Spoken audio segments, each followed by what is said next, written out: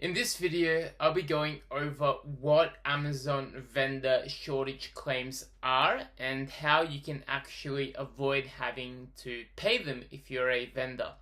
For those of you who are new here, my name is Benjamin Bolshinsky. I used to work at Amazon in the vendor management team for almost 3 years, and now I run a company called Vendor Launch where we work with Amazon vendors to increase their purchase orders. And so, without further ado, shortage claims are amongst the most common and resource-intensive complaints or tasks that vendors have to do on Amazon, have to negotiate and kind of resolve. And so, I'll first explain what these are because, as I mentioned, these take up a lot of resources for many vendors. So, Amazon will issue deductions against invoices you submit for what are called PQV. PQV stands for Product Quantity Variance. In other words, this is when Amazon receives less stock than you submitted in your invoice, that you've invoiced. Funnily enough, I used to work at Amazon for almost 3 years, and shortages are actually a profit center that Amazon makes via issuing these deductions. Because most vendors don't dispute them, they just assume these things as a given, and they just pay the deductions. So Amazon make a lot of money from this, a lot. And why this is concerning for you as a vendor is because oftentimes these shortage claims are actually not your fault. These are due to Amazon losing or incorrectly receiving your inventory. So it's 100% can be Amazon's fault. Not always, but it very often is. And they will still issue these deductions even if it is their fault.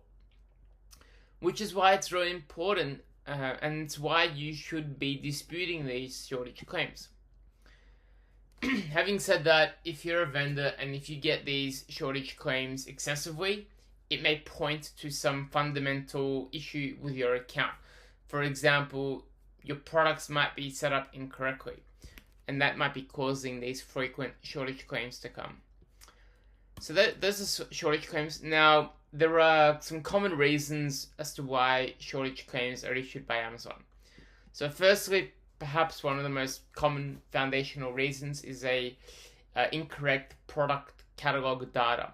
So there's some incorrect way that the product is set up, whether it's a barcode mismatch, whether it's case file quantities. So that's why it's important to review how your products are set up.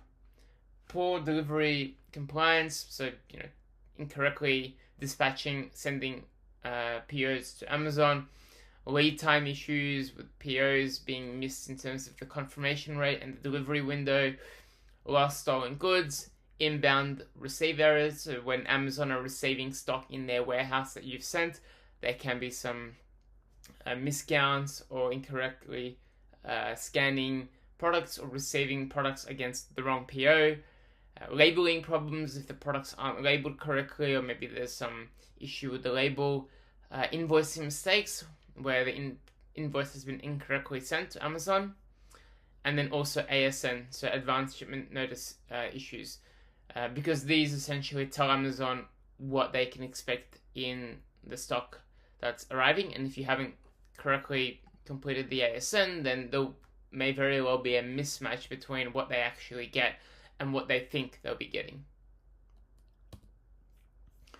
So as I mentioned, if you get shortage claims, you really can and should dispute them so that you avoid having to pay any financial penalties.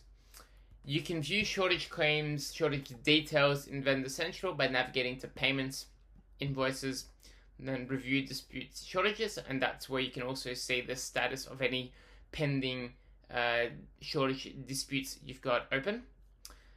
When it comes to disputing them, so really you should just provide a reason for that shortage claim dispute. Making sure to highlight that you've actually sent Amazon that stock and then Amazon have in fact actually received that stock. Generally speaking, a proof of delivery document is not necessary, but you can provide one if you have it. Most importantly is consistency, and this applies to everything on Amazon, not just these disputes. In other words, if a shortage claim dispute is initially denied, keep redisputing and keep escalating and appealing it. Now, we actually, at Vendor Launch, we have an SOP for disputing shortage claims. I'll be 100% honest, I did not come up with this. This is what I applied from my time at Amazon. So at Amazon, we have a way that you can recover pretty much 100% of shortage claims, internally, what they suggest. And so we just use that with our clients, and more often than not, we pretty much recover 100% of shortage claims using that SOP that, I've developed from my time at Amazon. So that's one of a competitive advantage, I guess, that we have. But having said that, it's always better to fix the fundamental issue if there is one, because again, disputing these shortage claims one by one is more of a band-aid fix. You want to really identify the root cause. So hopefully that helps. As always, if you have any questions on these shortage disputes, or if you want to work with my team, or as I mentioned, if you want access to our SOP that we use from working at Amazon, that we use to recover 100% of shortage claims, it's bulletproof. Then please book a call with myself or my team. Otherwise, hope you have a great day and talk soon. Bye.